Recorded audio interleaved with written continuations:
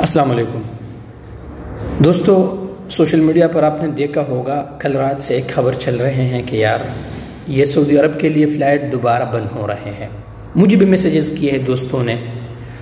असल में ये लोग, मैं बार बार आपको कहता हूँ कि ये लोग पता नहीं है ये कुछ लाइक वगैरह के लिए ये लोग इस तरह क्यों करते हैं, क्योंकि हम जैसे लोग जो यूट्यूब पर काम करते हैं, सोशल मीडिया पर काम करते हैं, कोशिश हम यही करते हैं कि आप लोगों तक सही और सच्चा खबर पहुंचा सके, और इसलिए पहुंचा सके ताकि आप लोगों का भी फ़ायदा हो और आप लोगों तक सही खबर पहुंच सके।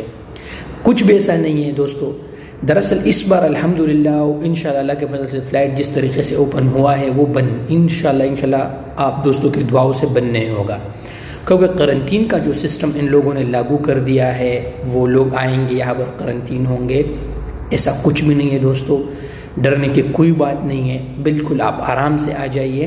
हाँ, एक बात है दोस्तों, और वो ये है कि पाकिस्तान ने अपने ट्रैवल एडवाइजरी में कुछ तब्दीली की है। ये ओमिक्रॉन कोरोना वायरस की वजह से जो नया वायरस आया है, इस पर कल भी मैंने वीडियोस बनाया है और आप दोस्तों को बताया भी है कि उसमें के जो चेंजेस हुए हैं कि 48 घंटे का जो PCR कर दिया है, और दूसरी बात यह है कि वहाँ पर रैपिड PCR है।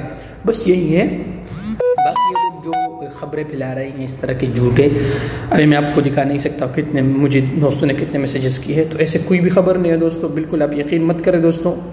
और इंशाल्लाह परेशान होने की कोई बात नहीं है दोस्तों। आराम और सुकून से अपना काम कंप्लीट करके ही आप लोग आ जाए। बाकी अब दोस्तों का कुछ भी सवाल हो तो आप मुझसे पूछ सकते हैं। शुक्रिया।